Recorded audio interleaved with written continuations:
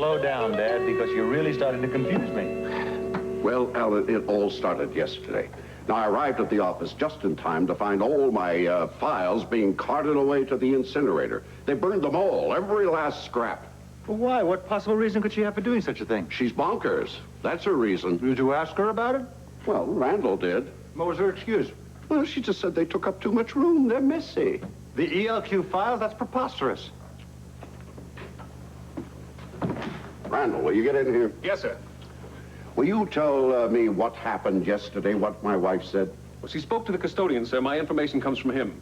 Well, I don't care who the information came from. Now, will you please tell my son the reason his mother gave for burning all the files? The custodian said that Mrs. Quartermain told him that she hated dust, that the filing cabinets did nothing but collect dust. Dust? Yeah, dust. Can you believe it? Years and years of records up in smoke, all because she hates dust. Perhaps, sir, she meant it in the British sense. British sense? What are you talking about? The British definition would include dust as meaning junk, anything worthless.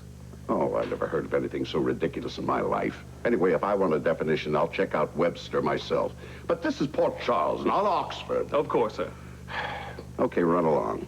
Yes, sir. Memorize something. What the hell's that? Sir? Looks like power cables.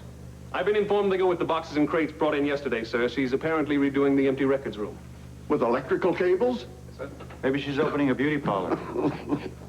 Alan, I'm telling you, the time has come to act.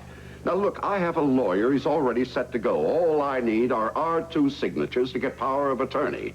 Seriously, Dad, you know how I feel about that. Feelings have nothing whatever to do with this. This is business. Alan, this is your solemn duty to ELQ and to your father.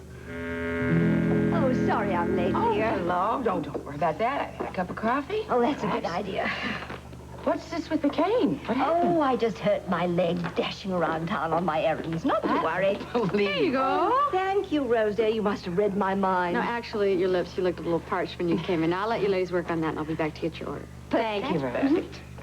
Well, my dear, how has your day been going? Oh, well, all right. I went to meet with the directors of the Volin Pharmaceuticals, and they were very gracious, and I don't know, they seemed pleased to have me as a consultant. Oh, I knew they would. You may not be a businesswoman yet, dear, but you're a fine doctor, and your expertise is going to do a lot for the company. Well, I just hope you don't regret appointing me, that's all. Regret? Oh, my darling. Appointing you to that position was the smartest decision I've made since taking over ELQ. Well, thank you.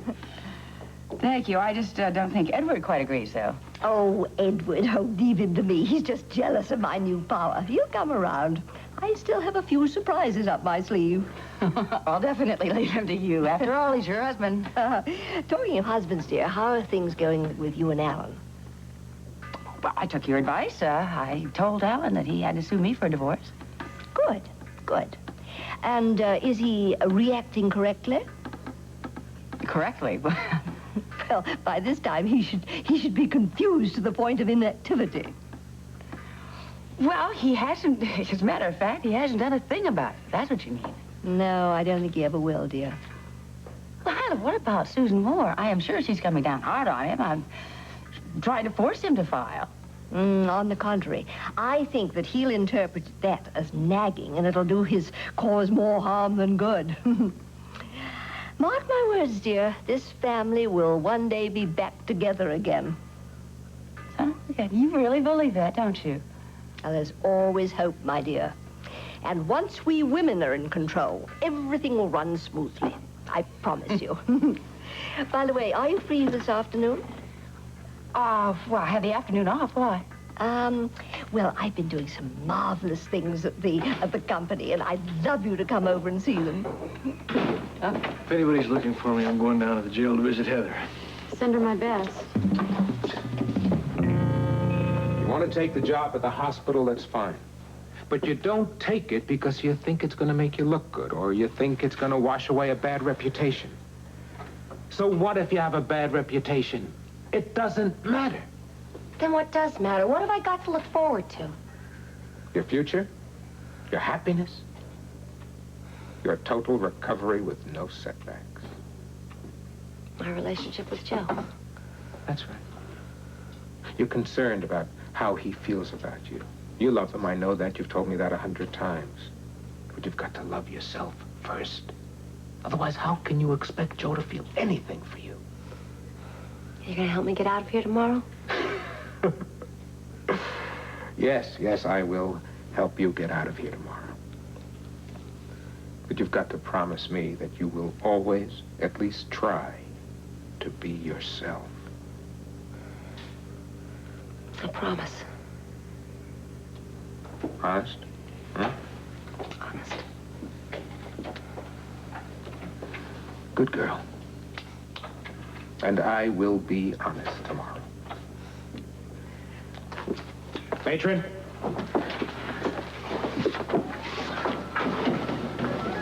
Thank you.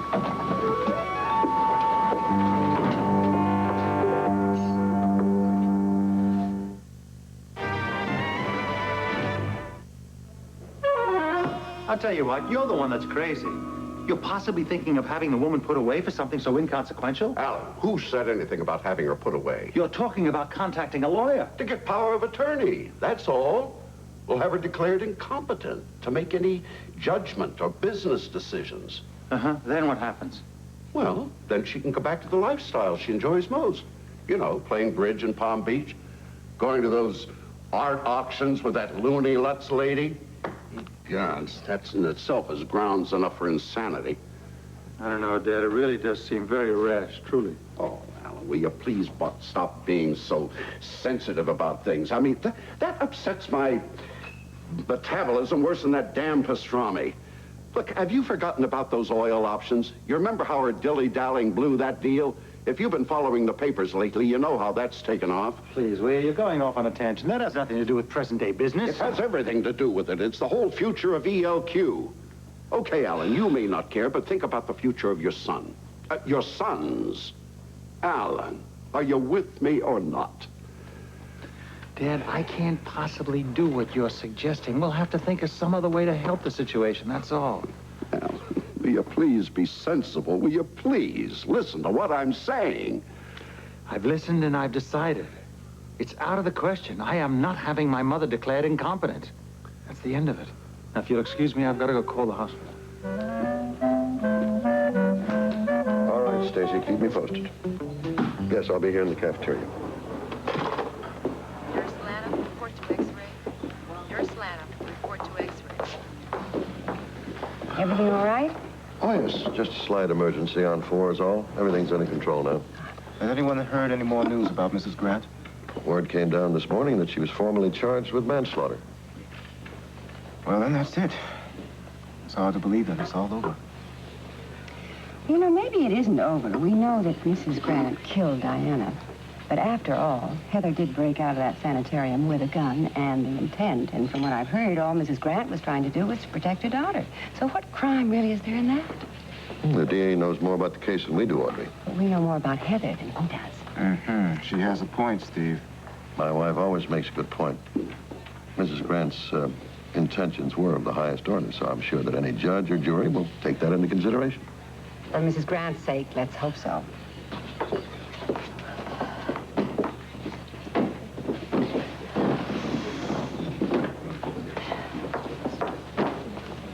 Bubby? Hi, Jess. I'm okay. She didn't make it? No, she did. She made it. Just barely. You know, I stayed with her until they put her out, and I stayed outside the door through the whole procedure. I just couldn't leave her. Well, I can understand that. She's in recovery now. She came to for a minute, and she gave me a little smile. You know, I know we're not supposed to get personally involved, but... But sometimes we can't help it. Is there anything I can do? Oh, thanks, Jessie. No, I think I'm just going to sit here by myself for a while because there's something that I really got to think through.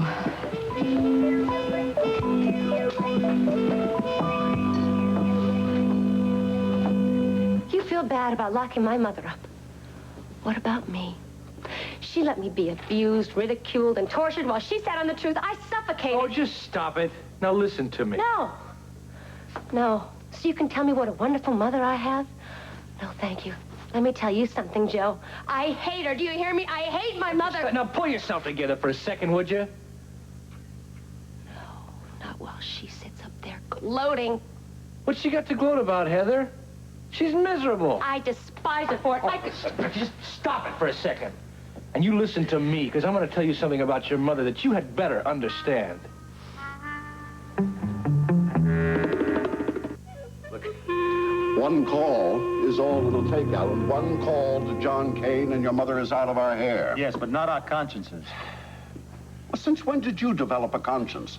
Since you came up with such a desperate plan, and that's what this plan is, sir, desperate. Well, we're in a desperate situation. We can't wait any longer. I have to think about it. Think about it. Alan, you're not one to mull things over. You certainly didn't think about it when you moved out of the house. Why all this sudden consternation now? Because we are talking about my mother. Well, good Lord, it's not as if we're going to kill her. I just want to relieve her of her power. In other words, steal it. I prefer to call it a takeover. Okay, Alan. Maybe you don't do business this way around the hospital, but power struggles are an everyday occurrence in business. I still have to think about it. Think. Alan, it's not good for you.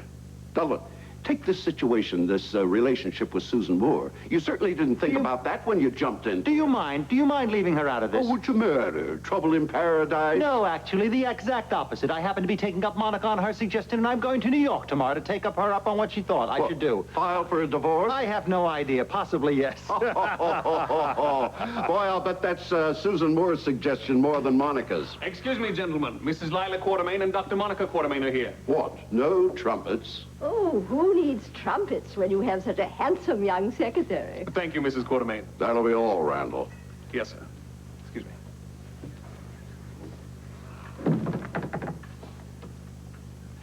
Now I understand what Mae West used to say about young men keeping her young.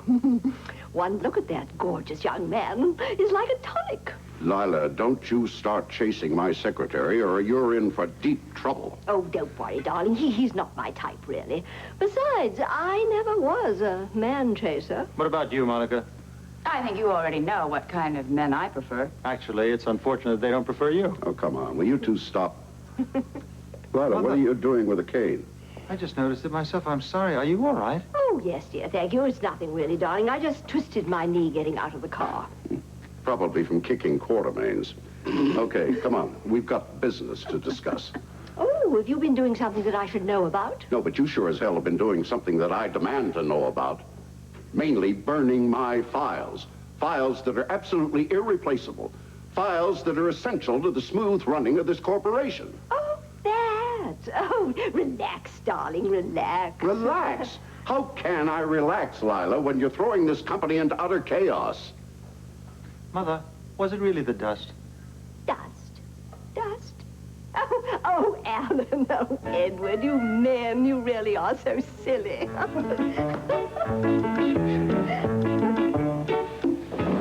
How is she?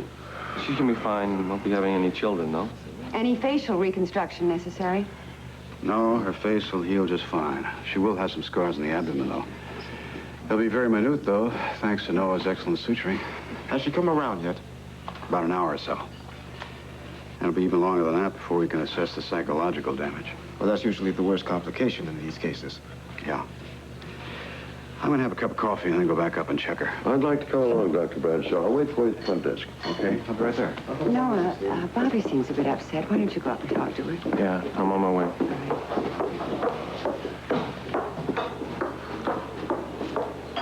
Nurse Missoni, report to Dr. Gonzalez in the clinic.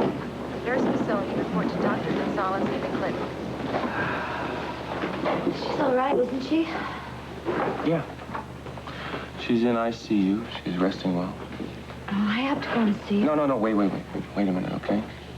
It's gonna be an hour before she's fully recovered consciousness. Okay. I really want to be there, though. I know you do. You will be. Just relax, okay?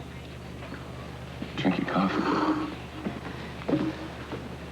You know, I saw something I've rarely seen in the hospital today. A woman being beaten by a man is not that uncommon. Talking about you. You're an incredible nurse, you know that. Bradshaw and I did the surgery, but that woman's alive because of your support. She affected me very deeply. No, you don't know. No, it was more than just holding her hand. She knew that I understood about her, about how she felt and how she was feeling. And there's something that I have to tell you, something that I probably should have told you a long time ago. It's okay. No, don't, because I have to tell you right now. I was a hooker, too, once. I thought you believed in justice, Joe. I do. And I also believe in forgiveness. And I don't think that your mother would have let them convict you. I think that she was confused. She was wrong. Yes, she was wrong. You're right. She was absolutely wrong.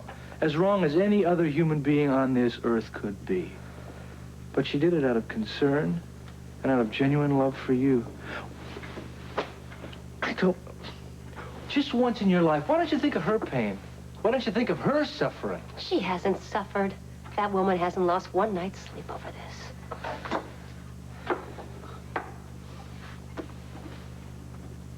She did save your life, didn't she? You better believe she did. Because you can bet Diana would have killed you. So if you can't forgive her silence, why don't you at least be grateful for the fact that she saved your skin? Just what is it you want me to do? Make peace with your mom. I mean, if not today, as soon as you possibly can, because that's the only way you're ever going to put this behind you.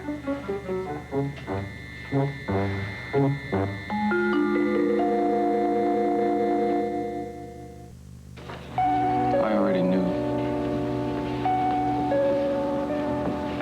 About that? Yeah, How long? since Thanksgiving. Your uncle told you. Yes, he did. I told him to mind his own business. He seemed to think that you would corrupt me in some way. I told him to give me credit for having some brains. Was he angry? What do you think? I'm sorry. Don't be. I'm glad it happened. No one's gonna tell me how to run my life. Even Senator Drake. You knew the whole time we were upstairs? Yeah. I knew you had to be there. I knew you shared something with that girl. You're not going to hold that against me? No. Thank you.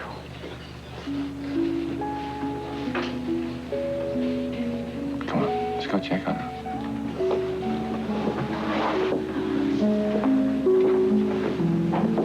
Lila, this is no laughing matter.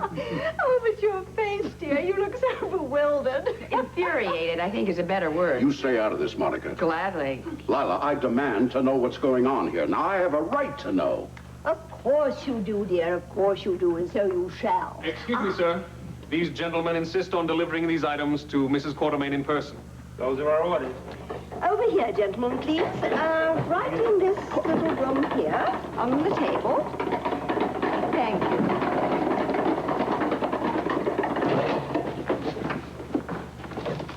Well, darling, now, what was it you were saying? Lila, I want to know what's going on around here. What's with all this confounded electrical equipment?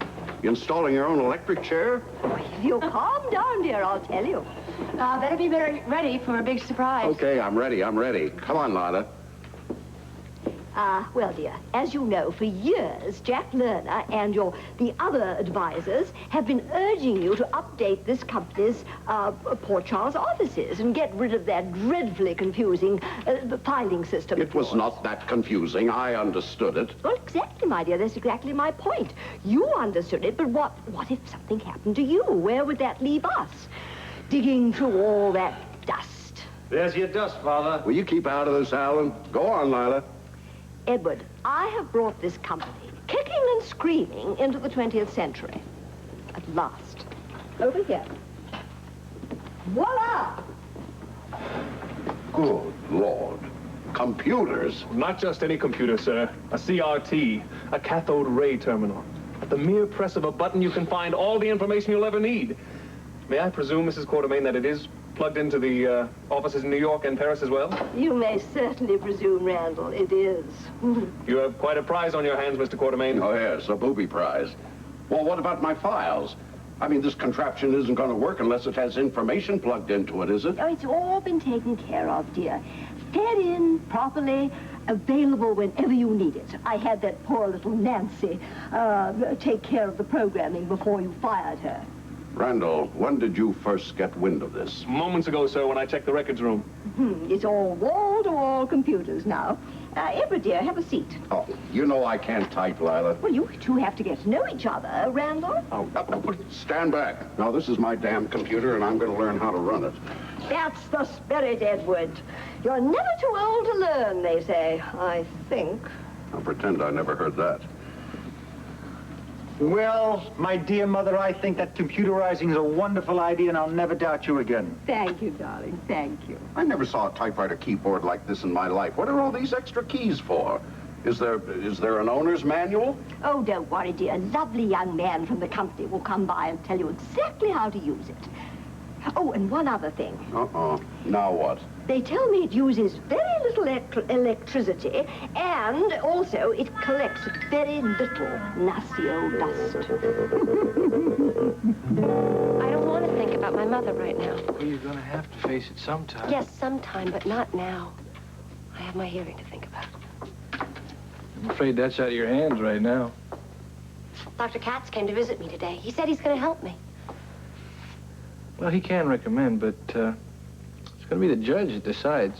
But the judge will listen to Dr. Katz. He trusts him. Dr. Katz said he's going to work with me, help me get better. We're all going to work for you.